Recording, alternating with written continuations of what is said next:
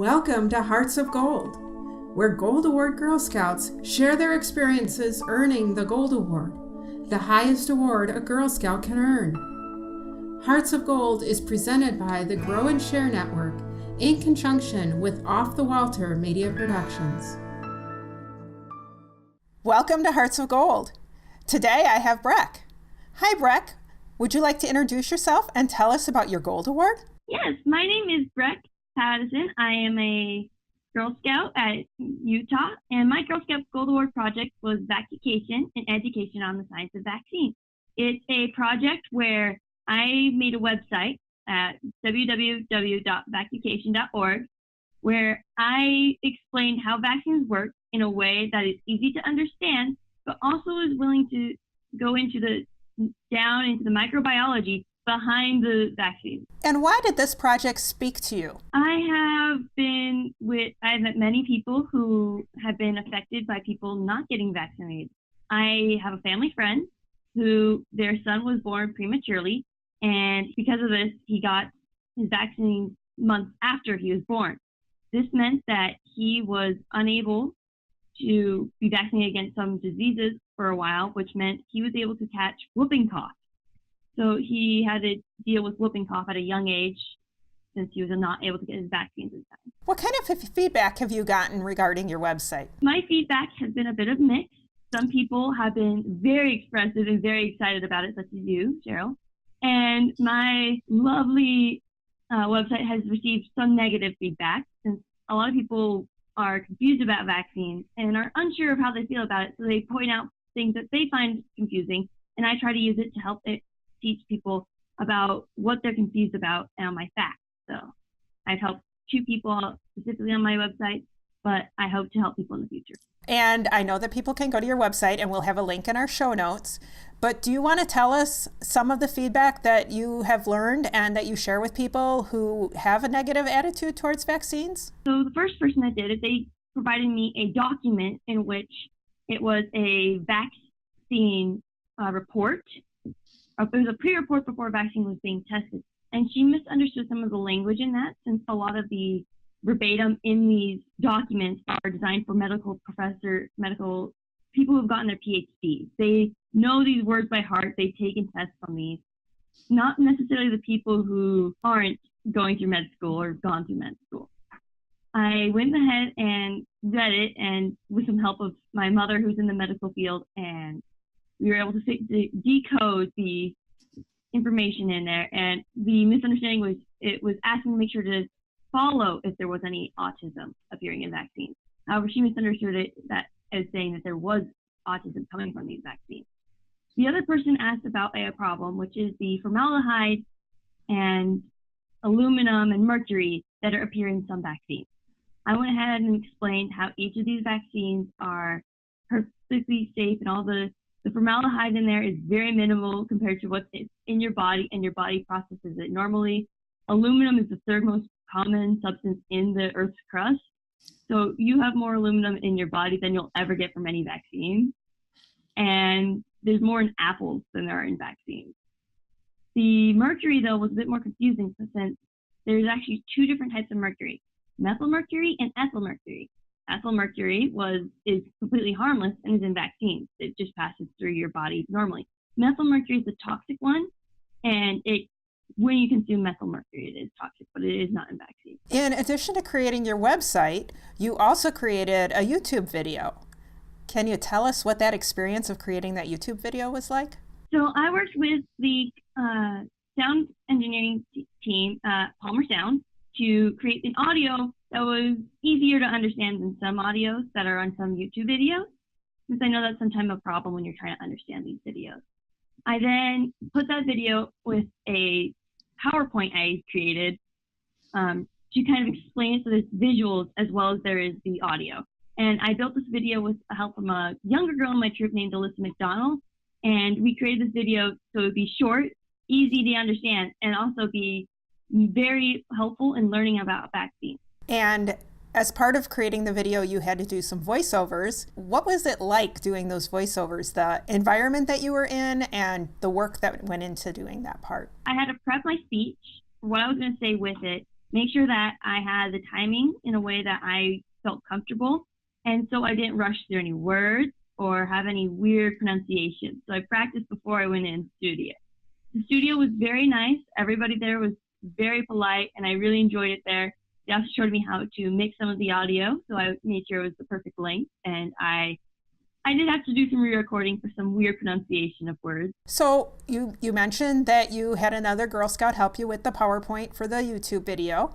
Who else was on your team? Pam Grant, who helped me make some of my flyers and also recommended me to some places where I passed out my flyers.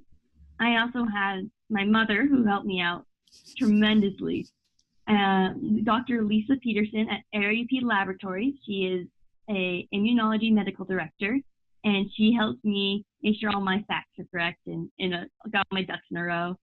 And then I also had my health teacher from my high school, Miss Parkinson, just kind of helped me make sure I got all my paperwork done. So one of the reasons why you picked a health education project is because you are interested in becoming a doctor someday. So how did that hope affect your Gold Award project choice? So my goal on becoming a medical pediatrician is to help people, and my project, Vacc-u-cation, is all about helping people and trying to keep people from getting sick. There are hundreds of people who get sick with measles and other preventable diseases, and I say it's better if we keep them out of the hospital and in school. So this project has helped me push me to want to be a pediatrician even more, and my desire to be a pediatrician also helps influence my choice in helping keep people healthy and out of the hospital. And when we talk about vaccines and keeping people healthy, it's not just the people that receive the vaccines. Who else is impacted by a choice that someone makes about receiving a vaccine? So there are some people who cannot receive vaccines for several reasons. As I mentioned earlier, if they're due prematurely, babies will not receive their vaccines on time, and that can cause them to get the illness early, so they can get these very deadly preventable diseases. Also, elder people sometimes their immune systems get compromised, depending on diseases. People with AIDS, their immune system is completely compromised, so even if they receive the vaccine, they are going to get completely sick. And some people just can't get the vaccine. For example, my mother has had the MMR vaccine several times, but she still can catch some of the German measles. And there's also other diseases out there that help cause her to be immune deficient, which means they can't get the vaccine. So people's decisions on whether or not to vaccinate does not just affect them and their loved ones, it affects the entire community. So in addition to earning your Gold Award, you are very involved in camp in your council. So why don't you tell us about your camp experiences? So my camp experiences are filled with adventures and fun people I get to hang out with. I did the leadership programs there, where I started out as a LEAP, which is a Leadership Educational Advanced Program, where I worked with children, learned the basics of being a camp counselor, and got to try out all the different activities they've had. That one was a lot more fun than my most recent one, which was the junior counselor. This program, I got to be an intern at the council and work with girls aged from 5 to 8 in 1 week and 8 to 10 in another week. These lovely young ladies, I got to teach how to fire safety, how to ride horses, and how to ride boats, and all these other things, such as taking them on hikes. Do you want to share your camp name and tell us the story behind your camp name? My camp name is Tinkerbell, which I got because I like Tinkerbell. A lot of people go by camp names at camp to keep the kids from, Facebook stalking their counselors. Because for some people that's a little awkward, but it's also a fun thing for kids to do, is just try to come up with their camp name. When I went to camp when I was in first grade, I went by the camp name Tinkerbell back then too. My camp name's been the same. I chose the camp name because I had gone to Disneyland and I really liked Tinkerbell. So the two kind of went together and I ended up becoming Tinkerbell. When you think about the different things that you've learned in Girl Scouts and your Gold Award project, what is your biggest takeaway from Girl Scouts? How to work well in a team and make sure to think of all the options when you're working. You have to keep in mind that one little option can affect a huge group of people.